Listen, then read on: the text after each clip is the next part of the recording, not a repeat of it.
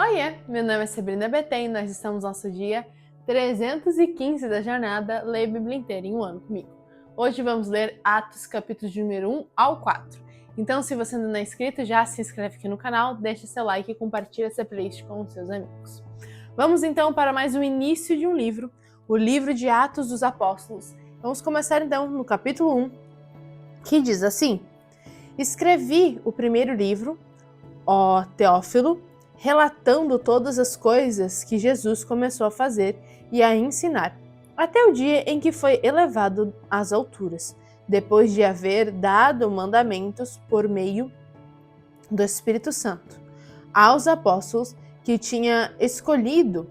Depois de ter padecido, Jesus se apresentou vivo aos seus apóstolos com muitas provas incontestáveis, aparecendo-lhes durante 40 dias e falando das coisas relacionadas com o reino de Deus.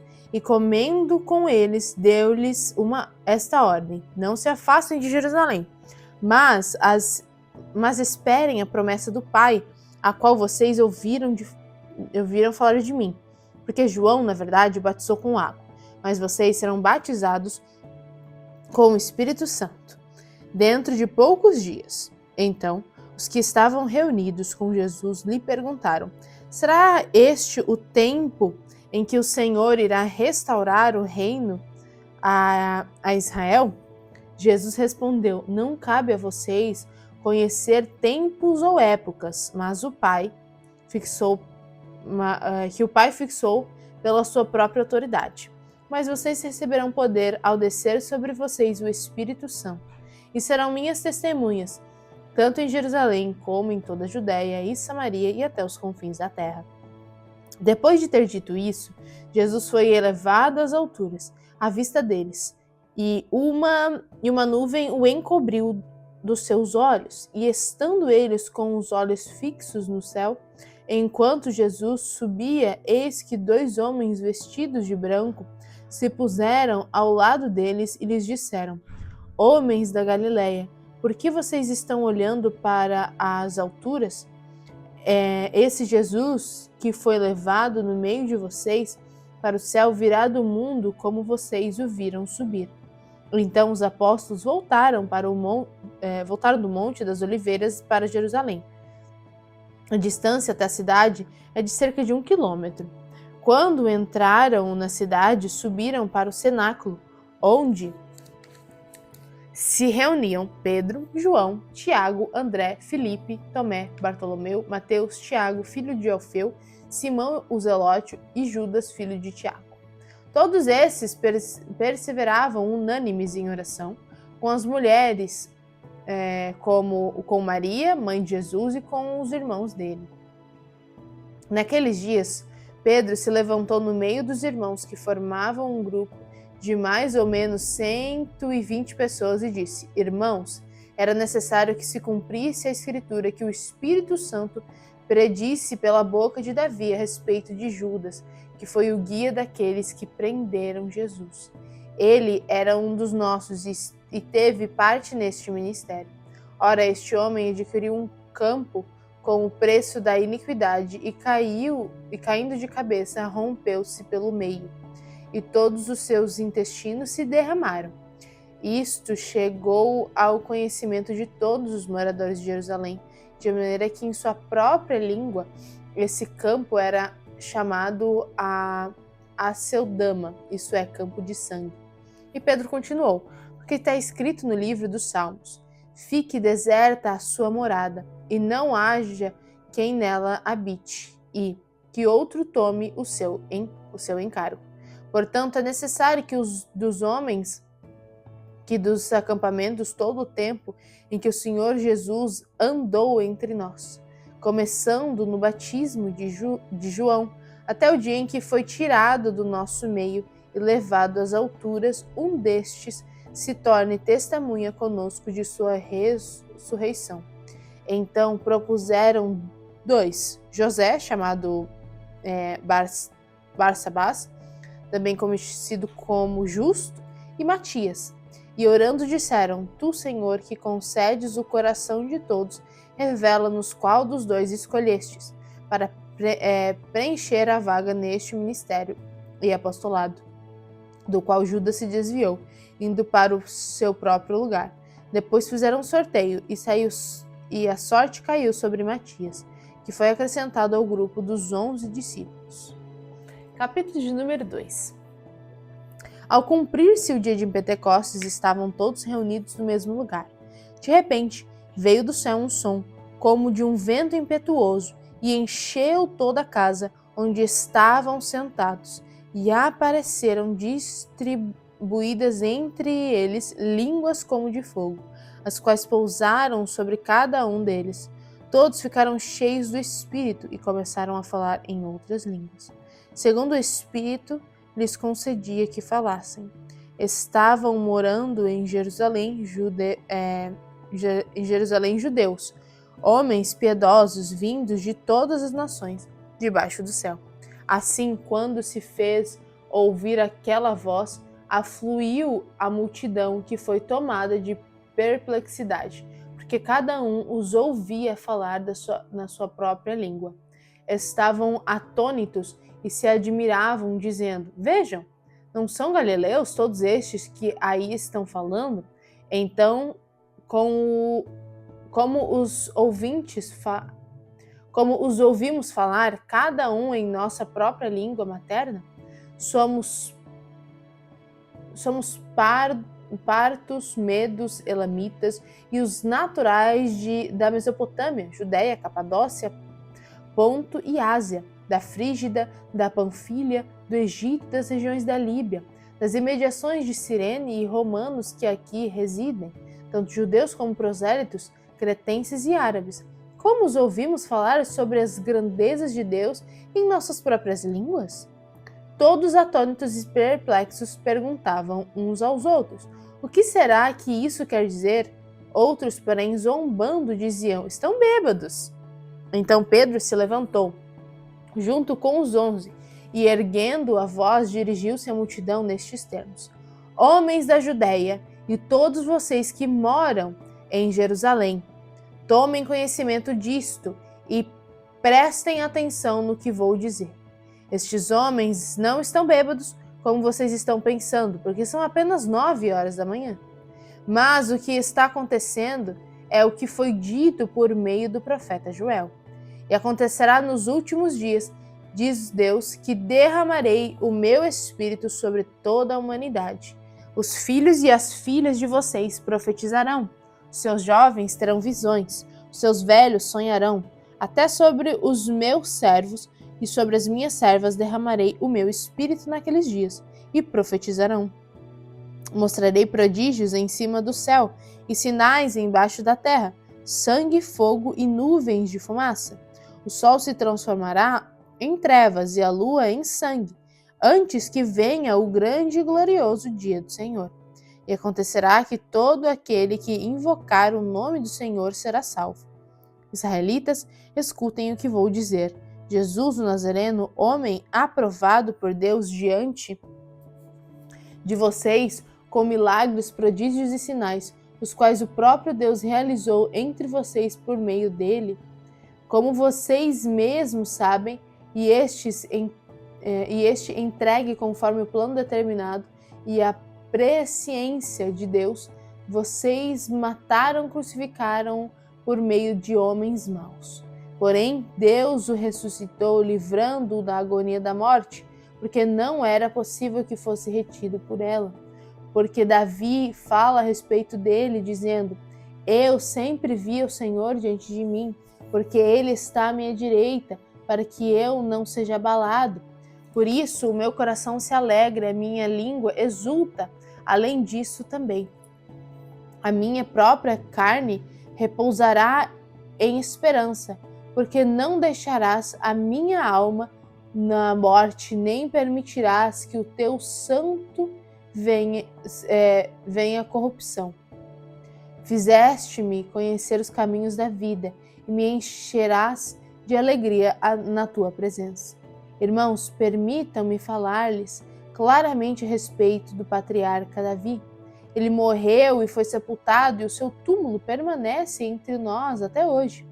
Sendo sendo pois profeta e sabendo que Deus lhe havia jurado que um dos seus descendentes se assentaria no seu trono, prevendo isso, referindo-se à ressurreição de Cristo, que nem foi deixado na morte, nem no seu corpo experimentou corrupção, Deus ressuscitou este Jesus, e disto todos nós somos testemunhas. Exaltado, pois à direita de Deus, tendo recebido do Pai a promessa do Espírito Santo, derramou isto que vocês estão vendo e ouvindo. Porque Davi não subiu aos céus, mas ele mesmo afirma: disse o Senhor meu Deus, sente-se à minha direita, até que eu ponha os seus inimigos por estrada dos teus pés. Portanto, toda a casa de Israel esteja absolutamente certa de que Jesus, que vocês crucificaram, Deus o fez Senhor e Cristo. Quando ouviram isso, ficaram muito comovidos e perguntaram a Pedro e os demais apóstolos: que faremos, irmãos? Pedro respondeu: arrependam-se e cada um de vocês seja batizado em nome de Jesus Cristo para a remissão dos seus pecados, e vocês receberão o dom do Espírito Santo. Porque a promessa é para vocês e para os seus filhos, e para todos os que ainda estão longe, isso é, para todos aqueles que o Senhor, nosso Deus, chamar. Com muitas outras palavras, deu testemunho e exortava-os, dizendo: salve-as desta geração perversa.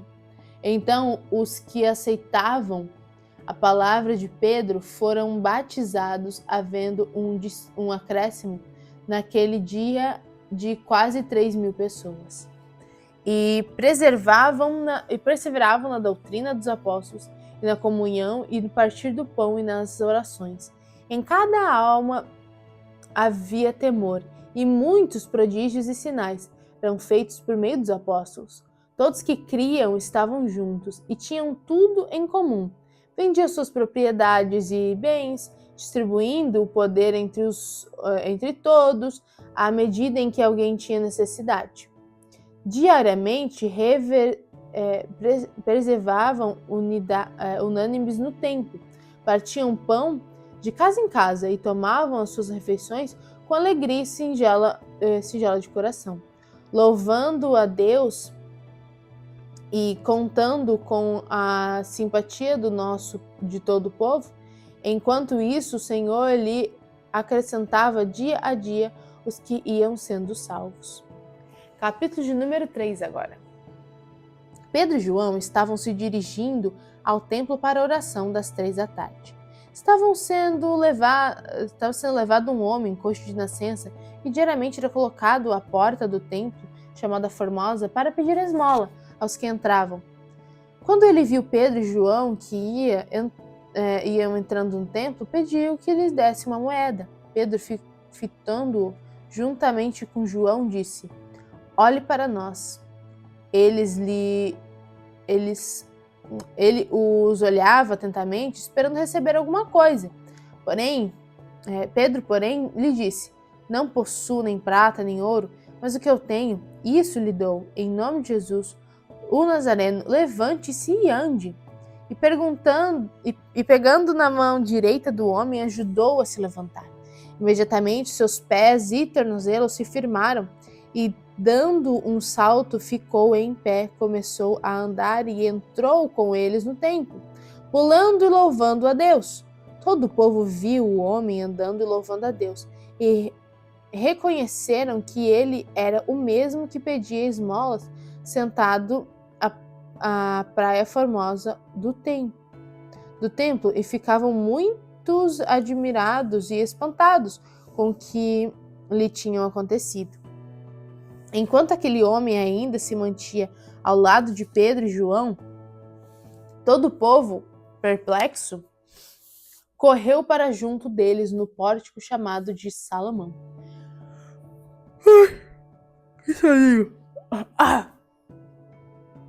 Quando Pedro viu isso, dirigiu-se ao povo, dizendo: Israelitas, por que vocês estão admirados com isso? Ou por que estão com os olhos fixos em nós, como se pelo nosso próprio poder ou piedade tivéssemos feito este homem andar?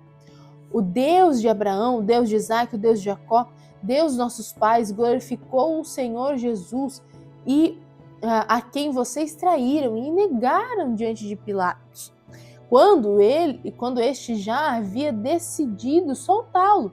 Vocês negaram o santo e o justo e pediram que fosse solto um assassino.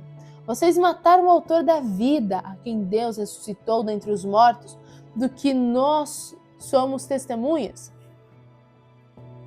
Pela fé no nome de Jesus, que este mesmo nome fortaleceu a este homem que vocês estão vendo e bem conhecem. Sim, a fé que vem por meio de Jesus deu a este homem saúde perfeita na presença de todos vocês. E agora, irmãos, eu sei que vocês fizeram isso por ignorância, como também as suas autoridades o fizeram. Mas Deus assim cumpriu o que tinha anunciado anteriormente, pela boca de todos os profetas, que o seu Cristo havia de padecer. Portanto, arrependam-se e se convertam, para que sejam cancelados os seus pecados, a fim de que da presença do Senhor venham tempos de refrigério, e que ele envia Cristo, que já foi designado para vocês, a saber, Jesus, ao qual é necessário que o céu receba até os tempos da restauração de todas as coisas, de que Deus foi por boca dos seus santos. Não. Que Deus falou por boca dos seus santos, profetas desde a antiguidade. Porque Moisés disse: o Senhor Deus fará com que no meio dos irmãos de vocês se levantem um profeta semelhante a mim. Este vocês ouvirão em tudo que lhes disser. Quem não der ouvidos a este profeta será examinado no meio do povo. E todos os profetas, a começar com Samuel, assim como todos os que falaram depois dele, também anunciaram antes dias que vocês anunciaram antes. Vocês são os filhos dos profetas e da aliança que Deus estabeleceu com os pais de vocês, dizendo a Abraão: na sua descendência serão abençoadas todas as nações da terra. Tendo Deus renunciado o seu servo, enviou-o primeiramente a vocês para abençoá-los, no sentido de que cada um abandone as suas maldades. Capítulo de número 4 agora.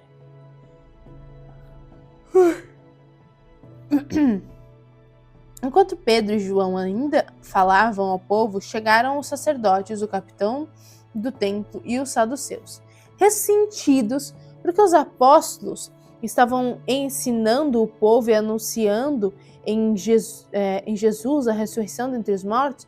Prenderam Pedro e João e os recolheram ao cárcere até o dia seguinte, pois já era tarde. Porém, muitos dos que ouviam a palavra creram, subindo o número destes homens a quase 5.000. No dia seguinte, as autoridades, os anciãos e os escribas se reuniram em Jerusalém com o sumo sacerdote Anás, com Caifás, João, Alexandre e todos os que eram da linhagem do sumo sacerdote. E colocaram o apóstolo diante deles e perguntaram: com que poder, em nome de quem vocês fizeram isso? Então Pedro, cheio do Espírito Santo, lhes disse: autoridades do povo e anciãos, visto que hoje somos interrogados a propósito do benefício feito a um homem enfermo e do modo como ele foi curado, saibam os senhores todos e todo o povo de Israel que em nome de Jesus Cristo, o Nazareno, a quem vocês crucificaram e a quem Deus ressuscitou dentre os mortos, sim, em seu nome. Este Jesus é a pedra de vocês. Os construtores rejeitaram, mas ela veio a ser a pedra angular. E não há salvação em nenhum outro, porque debaixo do céu não existe nenhum outro nome dado entre os homens pelo qual importa que sejamos salvos. Ao verem a ousadia de Pedro e João, sabendo que eram homens iletrados e incultos, ficaram admirados a reconhecer que eles haviam estado com Jesus.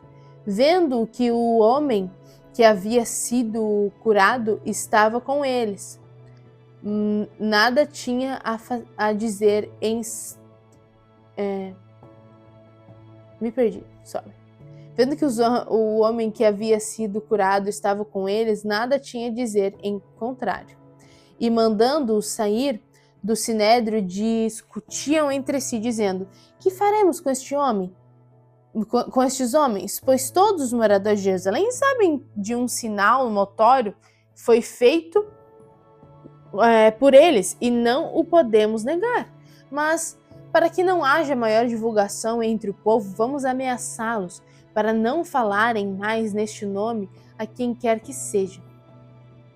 Chamando-os, ordenaram-lhes que modo nenhum falassem, nem ensinassem no nome de Jesus. Mas Pedro e João responderam: os senhores mesmos julgam se é justo diante de Deus ouvirmos antes os senhores do que aos senhores do que a Deus.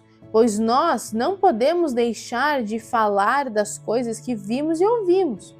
Depois, ameaçando mais uma vez, o soltaram, não tendo achado como os castigar por causa do povo, porque todos glorificam a Deus pelo que tinham acontecido. Ora, o homem em quem tinha sido operado este milagre de cura tinha mais de 50 anos de idade. Uma vez soltos, Pedro e João procuravam os irmãos e lhes contaram tudo o que os principais sacerdotes e os anciãos lhes tinham falado. Ouvindo isso, unânimes, levantaram a voz a Deus e disseram: Tu, soberano Senhor, fizeste o céu e a terra, o mar e tudo o que neles há. Dissestes por meio do Espírito Santo, por boca de Davi, nosso pai, teu servo, porque se enfureceram os gentios e os povos imaginaram coisas vãs. Os reis da terra se levantaram e as autoridades se juntaram contra o Senhor e contra o seu ungido. Porque, de fato, nessa cidade, Herodes e Pôncio Pilatos, com gentios e gente de Israel, se juntaram contra o teu santo servo Jesus, a quem ungistes, para fazerem tudo que a tua mão e o teu propósito predeterminaram. Agora, Senhor, olha para as ameaças deles e concede os teus servos que anunciem a tua palavra com toda a ousadia. Enquanto estendes a tua mão para fazer curas, sinais e prodígios por meio do nome do teu santo Jesus, tendo eles orado, tremeu o lugar onde estavam reunidos. Todos ficaram cheios do Espírito Santo e com ousadia anunciavam a palavra de Deus. Da multidão dos que cercaram era um coração e a alma. Nem considerava exclusivamente sua nenhuma das coisas que possui. Tudo, porém, lhes era comum. Com grande poder, os apóstolos davam testemunho da ressurreição do Senhor Jesus, e em todos os que havia abundantemente graça. Não havia nenhum necessitado, entre eles, porque os que possuem terras ou casas, vendendo-as, Nossa, me perdi de novo. Não havia nenhum necessitado entre eles, porque os que possuíam terras ou casas, vendendo-as, traziam os valores correspondentes e os depositavam aos pés dos apóstolos. Então se distribuíam a cada um conforme a sua necessidade. Veja que atitude interessante, né? Essa aqui do pessoal, de não deixar realmente ninguém passar necessidade. E por fim, então José, a quem os apóstolos chamavam de Barnabé, que quer dizer filho da consolação, um levita natural de Chipre, vendeu um campo que possuía, trouxe o dinheiro e o depositou aos pés dos apóstolos. E é isso, essa é a nossa leitura de hoje. Conta aqui nos comentários o que você achou mais interessante. Um beijo da Sá e até amanhã!